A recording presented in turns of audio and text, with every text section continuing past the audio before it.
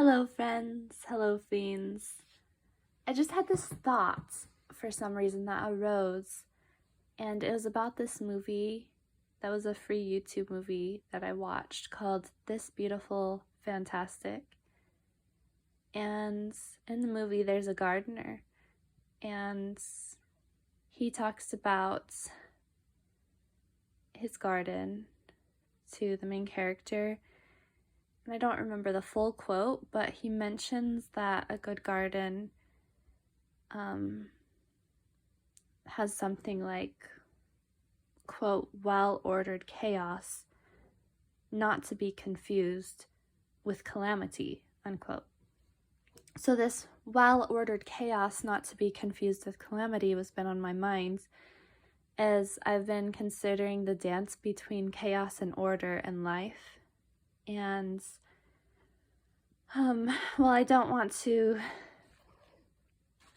egoically identify too much with my own personality, when I've taken in the past the Big Five personality test, which is supposedly the most scientifically accurate personality test out there today, I took the one that's put out by Jordan Peterson, and I am not the most orderly person.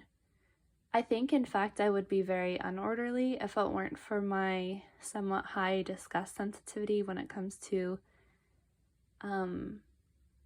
having things like clean and certain smells and that sort of thing.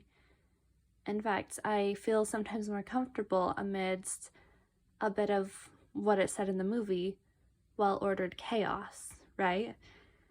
But again, this to me is not a negative thing because it's not to be confused with calamity. And then in other things I've listened to or read or watched, I noticed this mythological tie to creativity, and that creativity seems to somewhat relate to chaos in a sense. And then I think there's some Jordan Peterson video out there where he talks about chaos and creativity and like a feminine sort of energy mythologically or something like that. And so I just, this stuff has been on my mind. It's so incredibly fascinating to me. This dance between chaos and order in life.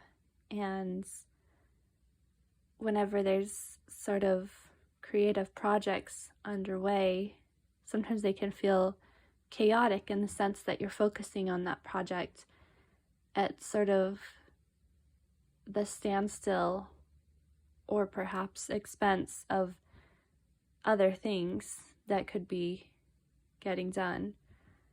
And so it creates what I consider in that movie like a little bit of well-ordered chaos. And I maybe I'm on a mission to normalize chaos a little bit to say that chaos is not necessarily the most terrible thing. Calamity, sure, is not very good, probably. Like destruction, no. Calamity, no. Devastating events to undertake, no.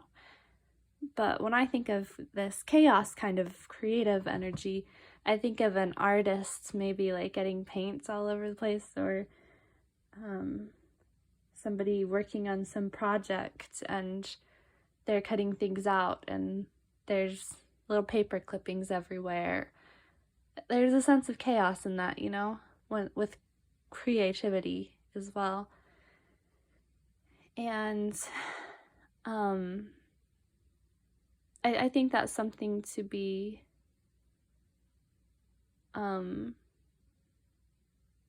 praised more than trodden down on, because sometimes you get too much orderliness, too much, things in a square or in a box, and because of too much orderliness and sterileness, you're missing out on something. And I'm not really sure what that is, but you know, there's a sense of goodness to creativity and a little bit of chaos. But not so much chaos, mind you, that you're unable to focus on the thing that you're creating. So you have sort of this baseline of some order and a lot of cleanliness. So you're got this positive energy flow. And then from there, it's okay to make a mess. It's okay to make mistakes. It's okay to stumble.